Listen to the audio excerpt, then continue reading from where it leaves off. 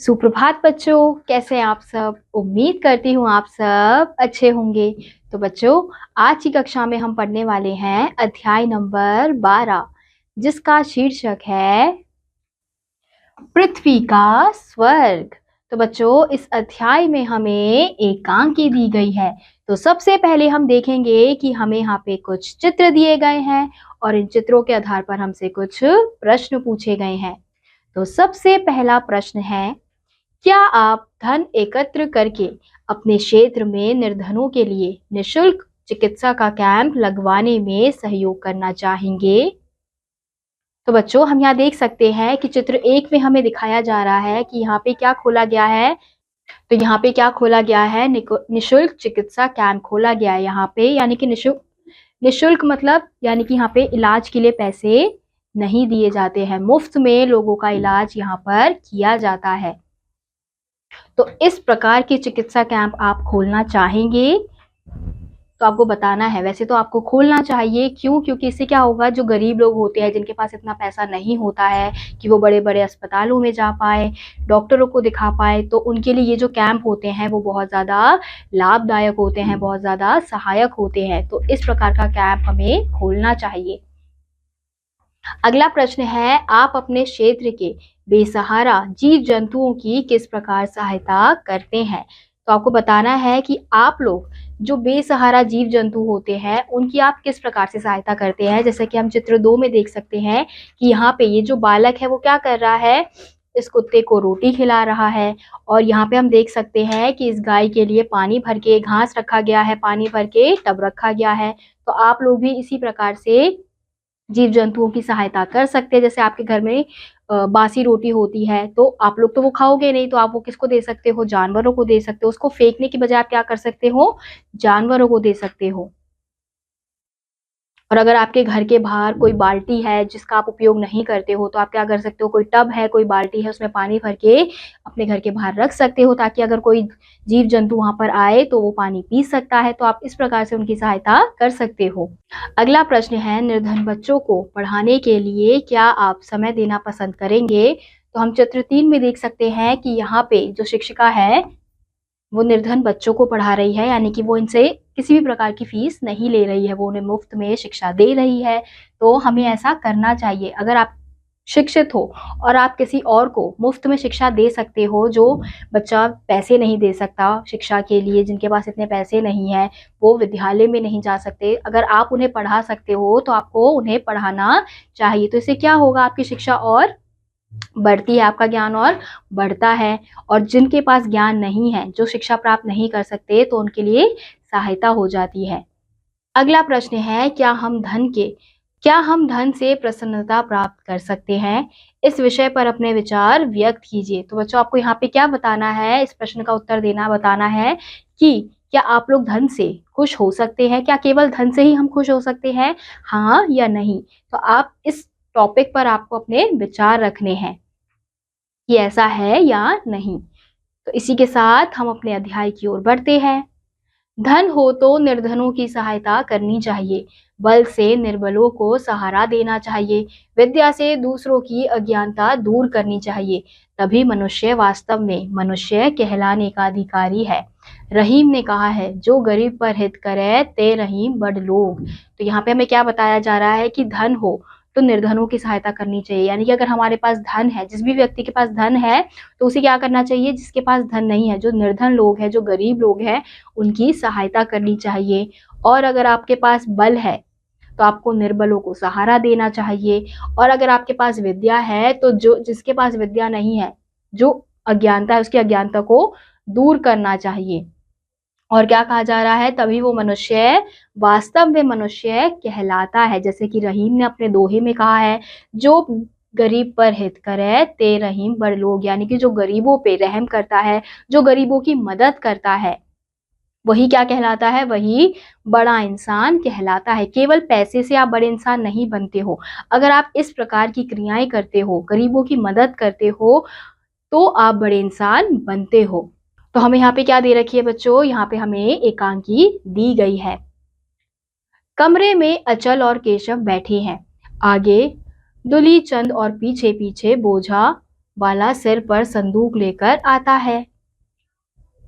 तो हमें यहाँ पे क्या दिया गया है कि कमरे में अचल और केशव जो है वो बैठे हुए हैं और बातें कर रहे हैं। तभी आगे से दुलीचंद और पीछे पीछे उसका बोझा सिर पर लिया संदूक लेकर आता है। तो हम यहाँ देख सकते हैं, तो यहाँ पे केशव और अचल बैठे हुए बातें कर रहे हैं और यहाँ पे हमें दिखाया गया है कि दुलीचंद और उसके पीछे पीछे जो उसका सामान लेकर आ रहा है एक व्यक्ति, वो यहाँ पर आ रहा है।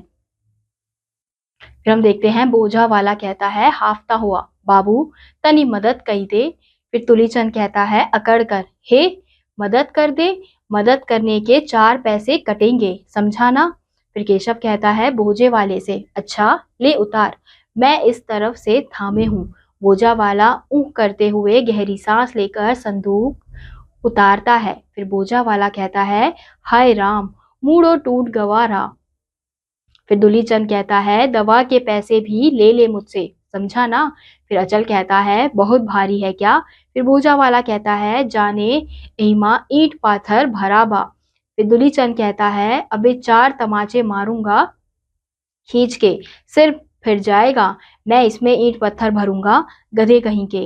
पुराने कपड़े हैं, कीड़ों से बचाने के लिए इसी संदूक में डाल दिए, तू कपड़ों को ईंट पत्थर कहता है। तो हम यहाँ देखते हैं कि बोझा वाला जब दुलीचंद का बोझा लेकर यानी कि संदूक लेकर आता है तो वो बहुत ज्यादा भारी होता है। तो वो दुलीचंद से कहता है कि थोड़ी मदद कर दीजिए अपनी भाषा में। तो दुलीचंद कहता है अकड़ते हुए कि अगर तूने मदद ली तो मैं तुझे तेरे पैसे काट लूंगा। फिर केशव कहता है बोझा वाले से कि अच्छा ठीक है, मैं एक तरफ से पकड़ता हूँ, तुम इसे उतारो। फिर बोझा वाला गहरी सांस लेता है और फिर उसे उतारता है और फिर उतारते हुए कहता है कि मेरी तो कमर ही टूट गई। फिर दुलीचंद कहता है कि मैं दवा पैसे दे दूंगा, मुझसे ले लेना। फिर अचल कहता है बहुत भारी है क्या। फिर बोझा वाला कहता है कि पता नहीं इसमें क्या रखा है, ऐसा लग रहा है जैसे ईंट पत्थर भरा हुआ है। फिर दुलीचंद गुस्सा करता है कि अरे अभी 2-4 तमाचे मारूंगा, इसमें ईंट पत्थर नहीं है, मेरे पुराने कपड़े हैं, कीड़ों से बचाने के लिए मैंने इसे इसी में रखा हुआ है और तू कपड़ों को ईंट पत्थर समझ रहा है। फिर अचल कहता है चाचा जी इसे मजदूरी दे दीजिए। फिर दुलीचंद कहता है तुम कहते हो अचल तो मैं दे देता हूँ, समझा ना, नहीं तो इसकी जबान दराजी पर 1 पैसे ना देता, ले यह चवन्नी। तो अचल क्या कहता है अपने चाचा जी से कि मजदूरी इसको दे दीजिए। और फिर दुलीचंद कहता है कि तुम कह रहे हो तो इसलिए मैं दे देता हूँ, वरना जो ये बातें कर रहा है इसकी जबान के तो मैं इसे 1 पैसा भी ना दूं। फिर केशव कहता है अच्छा जाओ जी, 4 की गिनती चाचा जी को बहुत पसंद है। मंगल का पानी लेकर प्रवेश। अब क्या हम देखते हैं कि अब मंगल प्रवेश करता है पानी लेकर। फिर केशव कहता है चाचा जी पानी पी लीजिए, आपका गला सूख रहा है। फिर दुलीचंद कहता है अच्छा अब जाओ, तुम जाओ आराम करो। फिर अचल कहता है मैं क्या आराम करूंगा, हाँ आप आराम कीजिए, आज आप बहुत थक गए हैं। फिर दुलीचंद कहता है अरे मैं तो रोज ही थकता हूँ। अचल कोई नई बात है, तुम जरूर आज ब्रश खरीदने के चक्कर में थक गए होगे, मेरा तो यह रोज का काम है, आराम करने से कहीं काम होता है।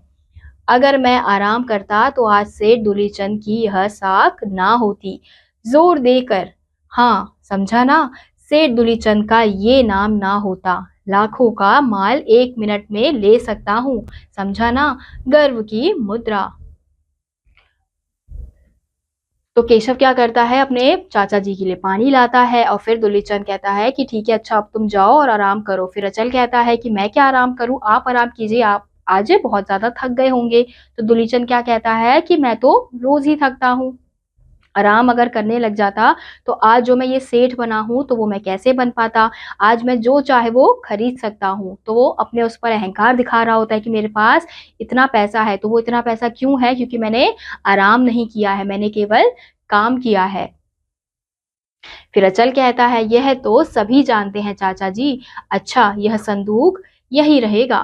फिर दुलीचंद कहता है लापरवाही से रखा लेंगे अंदर, पुराने फटे कपड़े हैं, ऐसे क्या फिकर, कीड़े लग जाते, गरम कपड़े हैं ना, एक आध दुशाला भी है, सोचा कि दर्जी से कह दूंगा कि उसमें से कुछ अच्छे कपड़े निकालकर अचल के काम के लायक चीजें बना दो, समझा ना।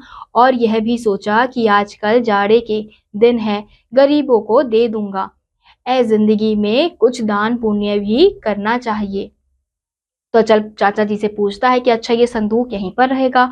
तो दुलीचंद कहता है लापरवाही से कि रखा लेंगे अंदर, वैसे भी इसमें क्या है, पुराने फटे कपड़े हैं।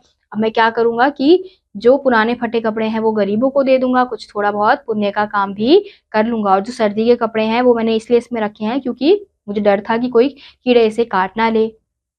फिर अचल कहता है बहुत अच्छा सोचा चाचा जी आपने, गरीबों को ही दे दीजिए, मेरे पास कपड़े हैं। अचल के जाने के बाद थोड़ी देर तक दुलीचंद केशव मुरारी गुनगुनाता है।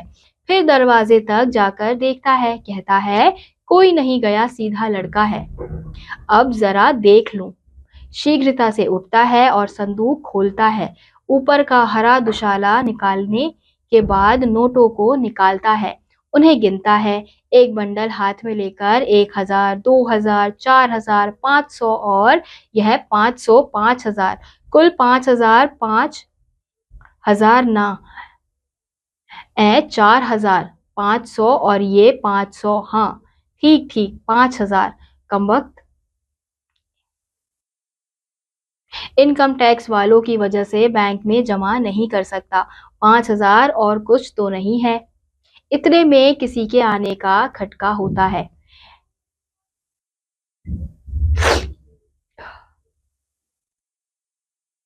ए कहता हुआ शीघ्रता से नोट समेटने की कोशिश करता है। शीघ्रता से बोल उठता है, ए जरा वहीं रहना, मैं कपड़े बदल रहा हूँ, मैं जरा कपड़े बदल रहा हूँ। शीघ्रता से उसी हरे दुशाले में नोट समेटकर तह में अंदर तक सरकाकर संदूक में बंद करता है। फिर ताला बंद कर कुर्सी पर बैठता है।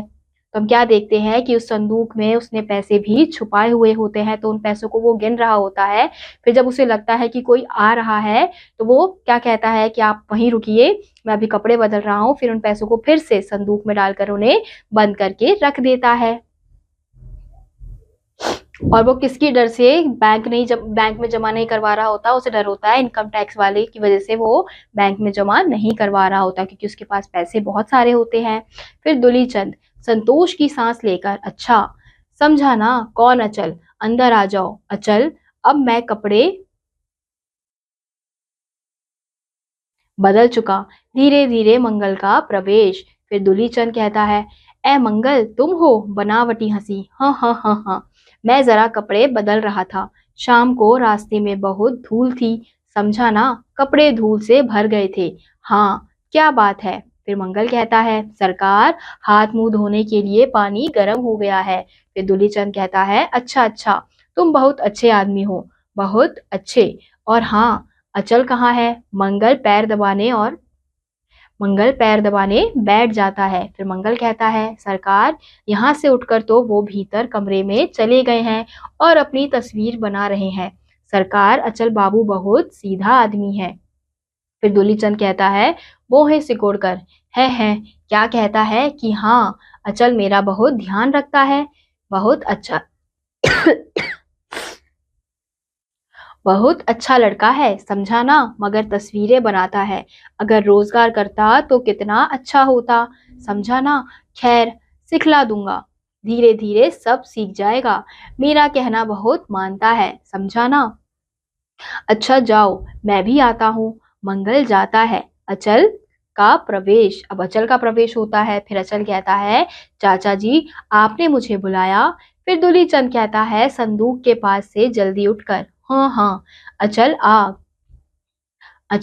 आ गए तुम? यूं ही संदूक देख रहा था, गरम कपड़े हैं, पुराने सड़े कपड़े, तुम्हारी तस्वीर की तरह नए थोड़े ही हैं। हाँ हाँ, तुम्हारी तस्वीर बन गई। फिर अचल कहता है, वह है नई किस्म की, उसका नाम होगा पृथ्वी का स्वर्ग। तो हम क्या देखते हैं कि अचल तस्वीर बना रहा होता है और वो अपनी तस्वीर को क्या नाम देता है? पृथ्वी का स्वर्ग, जो हमने इस अध्याय का शीर्षक पढ़ा था।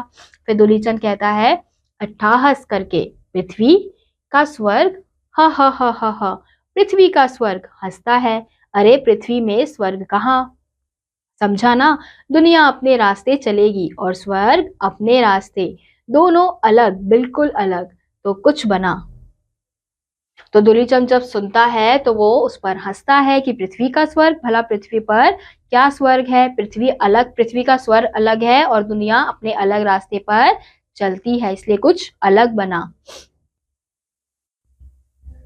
फिर अचल कहता है अभी तक तो नहीं बन सका है चाचा जी, लेकिन बना के रहूंगा।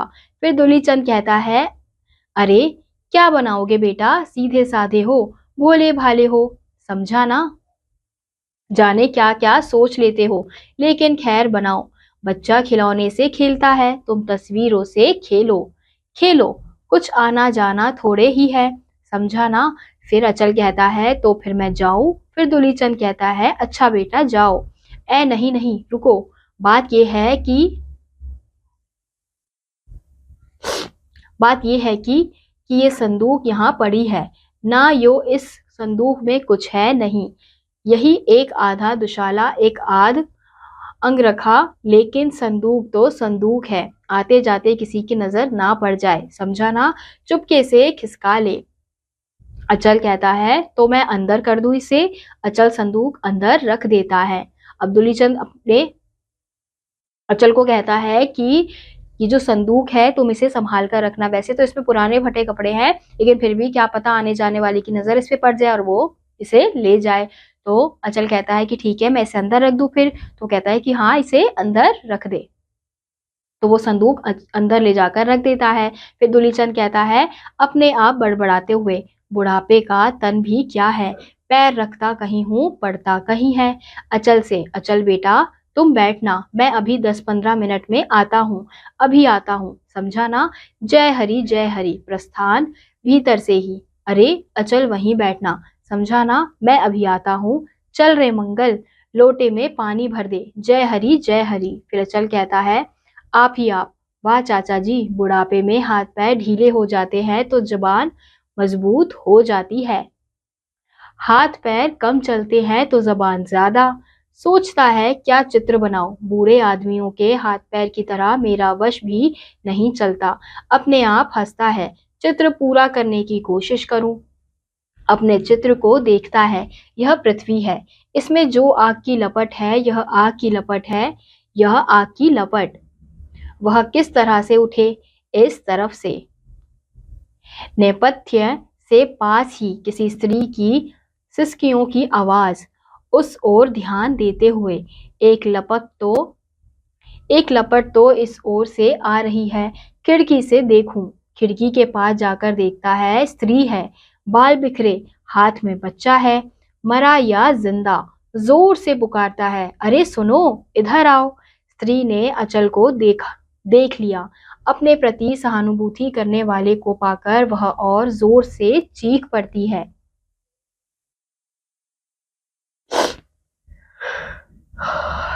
फिर अचल कहता है अस्थिर होकर, मंगल तो चाचा जी के हाथ पैर धुला रहा होगा। अच्छा मैं ही देखता हूँ। खिड़की के पास जाकर, हाँ ठीक है, इसी रास्ते चली आओ। हाँ हाँ इसी रास्ते आओ। भिखारिन सिसकियां लेते हुए आगे बढ़ती है। तो हम देखते हैं कि अचल को एक महिला दिखती है जिसके हाथ में एक बच्चा होता है। तो वो जब देखता है तो वो उस महिला को आवाज लगाता है और फिर बताता है कि हाँ इसी रास्ते से तुम चली आओ। और जब वो महिला देखती है कि कोई उसी मदद करने के लिए बुला रहा है तो वो और ज्यादा सिसकियां लेकर रोने लगती है। फिर अचल कहता है हाय रे संसार, तुझ में कौन सा दुख नहीं है, चारों ओर चित्कार, चारों ओर हाहाकार। स्वर्ग तुझ में कैसे बन सकता है, कैसे बन सकता है? यह कवि की कोरी कल्पना है, कल्पना ही है। भिखारिन का सिसकियां लेते हुए प्रवेश। तो अचल अपने मन में क्या सोचता है कि ये संसार कैसा है, कितना दुख है इस संसार में, कितना चारों तरफ चित्कार है, चारों तरफ हाहाकार है। तो वो सोचता है कि इस पृथ्वी में स्वर्ग कैसे बच सकता है, ये तो केवल कवियों की क्या है, कल्पना है। वो सिर्फ अपनी कल्पना में पृथ्वी के बारे में लिखते हैं। फिर तभी भिखारिन का सिसकियां लेते हुए प्रवेश होता है। फिर अचल कहता है हाँ आओ आओ, तुम कौन हो, क्या बात है, तुम रोती क्यों हो? फिर भिखारिन कुछ नहीं बोलती, वह सिसकियां भरती रहती है। फिर अचल कहता है बोलो ना बहन, तुम्हें क्या दुख है? यह बच्चा तुम्हारा जिंदा है? जिंदा है ना? फिर भिखारिन कहती है सिसकते हुए, जिंदा है पर मरने जा रहा है। सिसकियां, मेरा लाल, हाय मेरा इसे मैं इसे जिंदा नहीं रख सकती, यह मर जाएगा। कल मैं इसका मुंह नहीं देख सकूंगी, नहीं देख सकूंगी। सिसकियां। फिर अचल कहता है, इस तरह मत घबराओ बहन, साफ साफ बताओ बात क्या है। तुम्हारा बच्चा नहीं मरेगा, नहीं मरेगा। फिर भिखारिन कहती है, मैंने ना जाने पूर्व जन्म में कौन से पाप किए हैं कि अपने बच्चे के लिए डायन बन रही हूँ। इसके बाप को तो खा लिया, अब इसे खाने जा रही हूँ। फिर सिसकियां लेती हैं। तो हम क्या देखते हैं कि जैसे ही भिखारिन उसके घर के अंदर आती है तो अचल पूछता है कि तुम क्यों रो रही हो, और जो तुम्हारा बच्चा है वो जिंदा है ना? तो भिखारिन कहती है रोते हुए, सिसकियां मारते हुए कि हाँ अभी तो जिंदा है, लेकिन ये अब मरने वाला है। कल मैं अपने बच्चे का चेहरा नहीं देख पाऊंगी। तो अचल कहता है कि ऐसा मत बोलो, मुझे सारी बात बताओ कि आखिर हुआ क्या है, हम तुम्हारे बच्चे को बचा लेंगे। फिर भिखारिन कहती है कि जैसे मैंने इस बच्चे के बाप को खा लिया है, वैसे ही मैं इसे भी खा जाऊंगी। मैं क्या हूं? मैं इसके लिए एक डायन बन रही हूँ। फिर अचल कहता है, ऐसी बात मत कहो बहन, क्या तुम्हारा बच्चा बीमार है? फिर भिखारिन कहती है, मैं मर जाऊं तो यह अच्छा हो जाए, मेरे ही भाग ने आग लगा रखी है। मेरा बच्चा सुबह तक हंसता रहा। दोपहर के बाद सिसकियां, मैंने इसे दूध पिलाया, वही इसे जहर हो गया, भरे हुए गले से जहर हो गया। इसका सिर तप रहा है। तो अचल कहता है कि ऐसे मत कहो, तो मुझे ये बताओ कि जो तुम्हारा बच्चा है वो क्या बीमार है? तो भिखारिन कहती है कि अगर मैं मर जाती तो शायद ये जिंदा होता। अब इसने क्या किया है? इसने मेरा दूध पिया है, तो वो उसके लिए क्या बन गया है? जहर बन गया है। सुबह तक क्योंकि ये बहुत अच्छे से हंस खेल रहा था, लेकिन जैसे ही मैंने इसे दूध पिलाया तभी से ये बीमार हो गया है।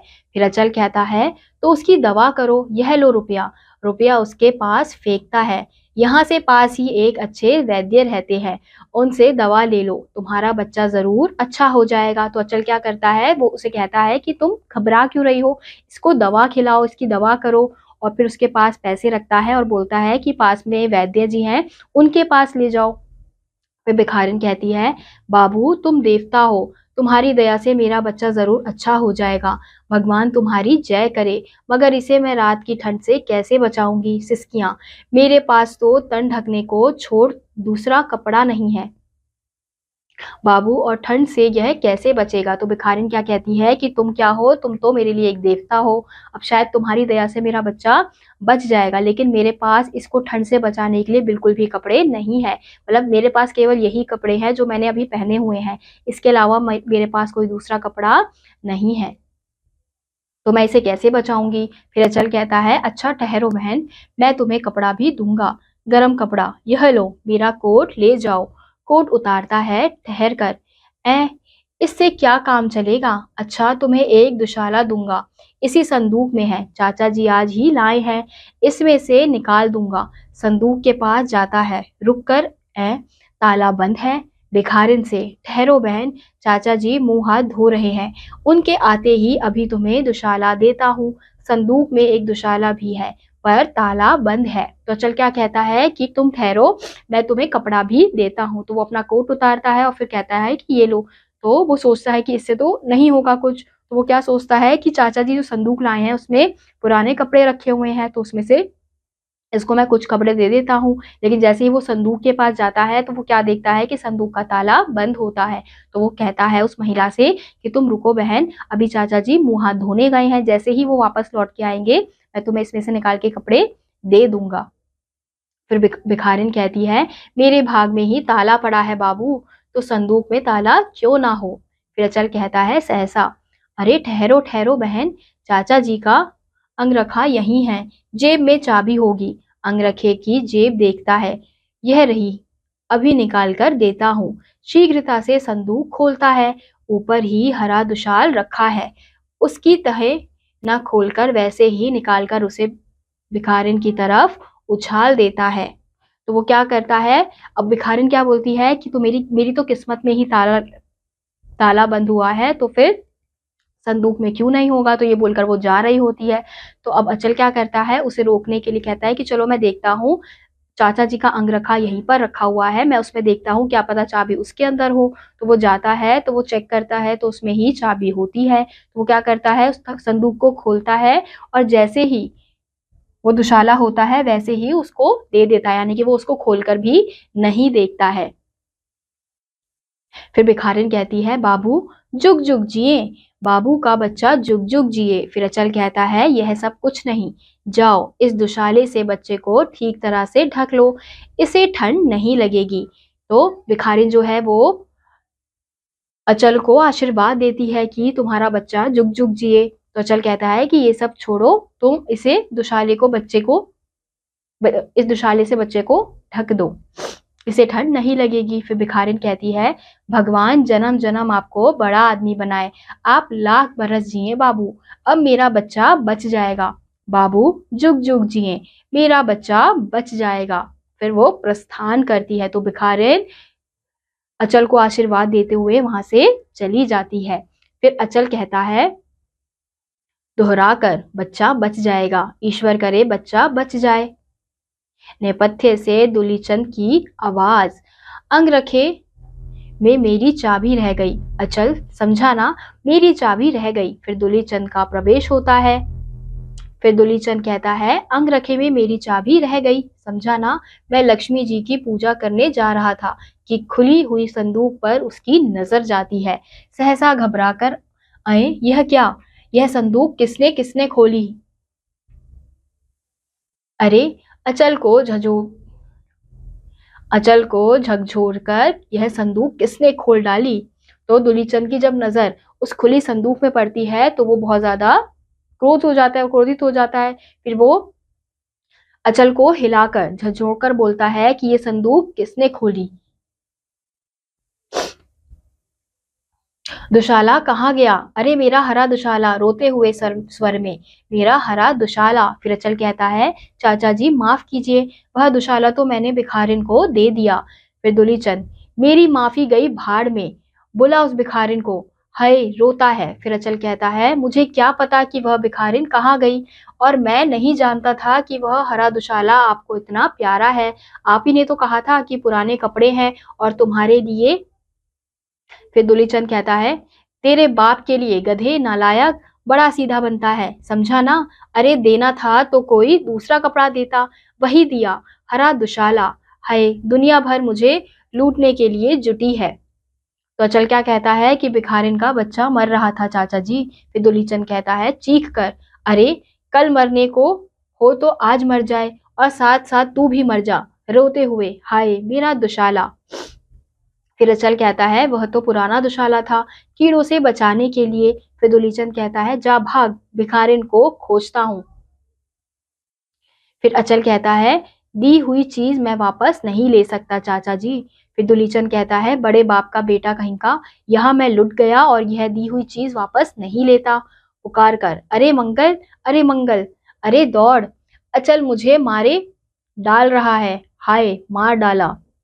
फिर अचल कहता है, मैं खुद यहाँ से चला जाता हूँ, यह हरा दुशाला ना हुआ हजारों की दौलत हो गई। हम क्या देखते हैं कि अब दुशाले में क्या था, उसने पैसे रखे हुए थे दुलीचंद ने। अब वो उसने किसी को नहीं बताया था, क्योंकि वो बार बार क्या कह रहा था, इस संदूक में तो पुराने कपड़े रखे हुए हैं। अगर वो बता देता कि इसमें कीमती पैसे रखे हुए हैं तो शायद वो उसको नहीं देता, लेकिन उसने नहीं बताया, झूठ बोला। तो अब उसने क्या किया, अचल ने वो जो दुशाला था हरे रंग का वो भिखारिन को दे दिया, बिना चेक करे, बिना ध्यान दिए। तो अब दुलीचंद को गुस्सा आ रहा था कि उसने सारे पैसे उसको दे दिए, तो उसको उस दुशाले की चिंता नहीं हो रही थी, बल्कि उसमें जो पैसे रखे थे उसकी चिंता हो रही थी।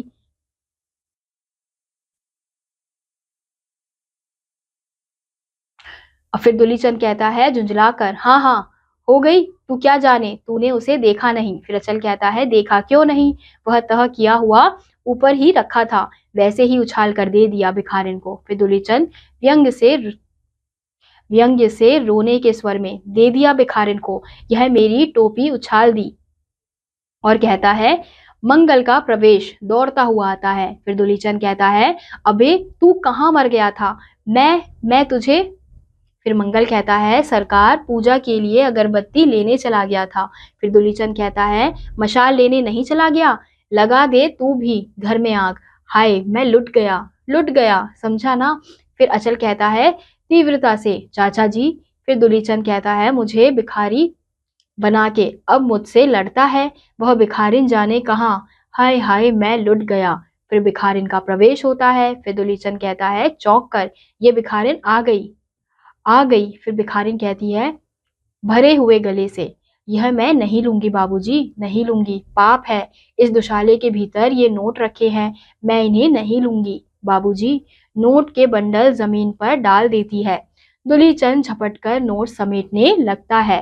फिर दुलीचंद कहता है ये है मेरे रुपए, ये है मेरे नोट, ये 1000, 2000, 500, 4000, 500, 5000, हाँ पूरे हैं, मेरे नोट पूरे हैं, समझा ना। फिर भिखारिन कहती है बच्चे को उड़ाने के लिए दुशाला खोला तो ये नोट नीचे गिर पड़े, ये रुपए लेना पाप है बाबूजी, किसी पाप से इस बच्चे के बाप नहीं रहे, इन रुपयों से यह बच्चा भी ना रहता, ऐसा दान मैं नहीं चाहती बाबूजी। तो हम क्या देखते हैं कि वो भिखारिन थोड़ी ही देर में उनके घर वापस आ जाती है और वो क्या कहती है कि मैं ये नहीं लूंगी, क्योंकि वो देख लेती है उसमें नोट होते हैं तो वो मना कर देती है कि मैं इन पैसों को नहीं लूंगी, क्योंकि ये क्या है, ये किसी पाप के पैसे हैं और इसी वजह से इनके जो पाप है यानी कि इस बच्चे का जो पाप है वो भी नहीं रहा। तो अगर मैं ये पैसे ले लूंगी तो ये बच्चा भी नहीं रहेगा, तो इसलिए वो भिखारिन क्या करती है, उन पैसों को वापस देने के लिए अचल के घर आ जाती है। और जैसे ही दुलीचंद उन पैसों को देखता है तो वो एक एक करके सारे नोट को गिनता है और वो खुश हो जाता है कि उसे उसके पैसे वापस मिल गए। फिर मंगल कहता है तो तू लेके क्यों भागी इन रुपयों को। फिर भिखारिन कहती है दुशाले के अंदर लिपटे थे, मैं क्या जानूं कि इसमें रुपए हैं, दूध तो जहर नहीं हुआ, ये रुपए जरूर जहर हो जाते। बच्चा रोने लगता है, चुप रह बच्चे चुप रह, अब तू अच्छा हो गया, पहले तो बेहोश सा पड़ा था, अब तू बच जाएगा। अचल से बाबू यह दुशाला भी रख लीजिए, यह भी नहीं लूंगी।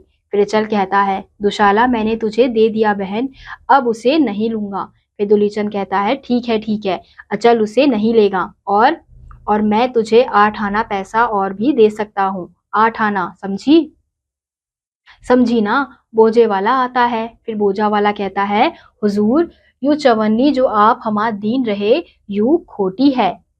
तो उतने में किसका प्रवेश होता है, बोझे वाला का प्रवेश होता है। तो वो क्या कहता है कि ये जो चवन्नी आपने मुझे दी थी, ये चवन्नी का सिक्का है वो क्या है, खोटा है। तो दुलीचंद कहता है बोझे वाले को झिड़कता हुआ, अबे भाग, शोर ना कर, मैं यहाँ लुटा जा रहा था, इसके लिए चवन्नी खोटी है, यहाँ मैं बाल बाल बच रहा हूँ। ये कहता है मुंह बनाकर ये चवन्नी खोटी है, भाग यहाँ से नहीं तो मारता हूँ 4 तमाचे। सहसा केशव का प्रवेश। फिर केशव कहता है नेपथ्य से बोलता हुआ आता है, अचल तुम्हारा ब्रश मिल गया, उससे तुम पृथ्वी का स्वर्ग खींच सकते हो। भिखारिन और अन्य व्यक्तियों को देखकर यह क्या। फिर अचल कहता है दृढ़ स्वर में, पृथ्वी का स्वर्ग यही है केशव, इस भिखारिन में जो अपने आप रुपए देने चली आई, यही पृथ्वी का स्वर्ग है, यही पृथ्वी का स्वर्ग है जो कागज पर नहीं खिंच सकता। सच्चाई और पाप से घृणा, यही तो स्वर्ग है। जोर से मैंने पृथ्वी का स्वर्ग देख लिया, अब मैं इस घर से जाता हूँ चाचा जी, नमस्ते। भिखारिन से चलो बहन, केशव से चलो केशव, प्रस्थान। पीछे पीछे भिखारिन और केशव भी जाते हैं। फिर दुलीचंद कहता है अरे अचल सुन तो, 5000 मिल गए, अब मैं तुझसे नाराज नहीं हूँ, समझा ना। फिर अचल कहता है नेपथ्य से, यहाँ पृथ्वी का स्वर्ग है केशव, यही पृथ्वी का स्वर्ग है। तो हम क्या देखते हैं कि अचल को पृथ्वी का स्वर्ग कहाँ नजर आता है, उस भिखारिन में नजर आता है। क्यों, क्योंकि अब वो चाहती तो उन पैसों को लेकर भाग सकती थी, लेकिन उसने क्या किया, अपना कर्तव्य निभाया, उन पैसों को वापस देने वो आई। तो इसलिए अचल कहता है कि यही है पृथ्वी का स्वर्ग, यहाँ के जो लोग हैं वो सच्चाई और ईमानदारी से काम लेते हैं, तो यही हमारे पृथ्वी को स्वर्ग बनाते हैं। तो इसी के साथ आज का यह अध्याय यहीं समाप्त होता है। उम्मीद करती हूँ आपको यह अध्याय समझ आया होगा। मैं आपसे मिलूंगी अगली कक्षा में, तब तक के लिए आप सभी बच्चे खुश रहिए और पढ़ते रहिए। बाय।